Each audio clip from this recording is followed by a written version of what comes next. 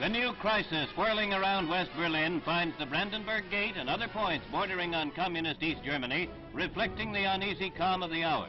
Yet, for the most part, the people who live through blockade and other Khrushchev threats follow usual routines. Everywhere there is evidence of the freedom and prosperity of West Berliners. This contentment enjoyed by Germans away from communism's grip has been Khrushchev's chief annoyance. In Washington, at his news conference, President Kennedy makes his administration's strongest statement on what he calls the Soviet-manufactured crisis over Berlin. Reiterating readiness for negotiations, he stresses the principle of self-determination and speaks of the gravity of the threat posed by the Kremlin's East German regime.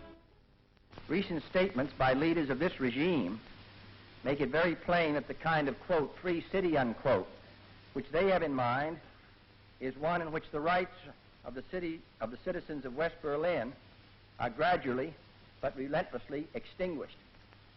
In other words, a city which is not free.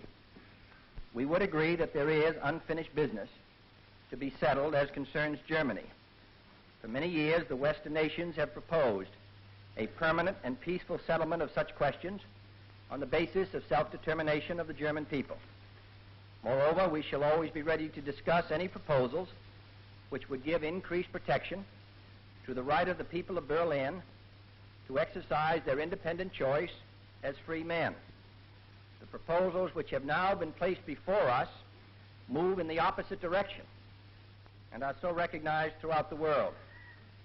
Discussions will be profitable if the Soviets will accept in Berlin, and indeed in Europe, self-determination, which they profess in other parts of the world, and if they will work sincerely for peace rather than an extension of power.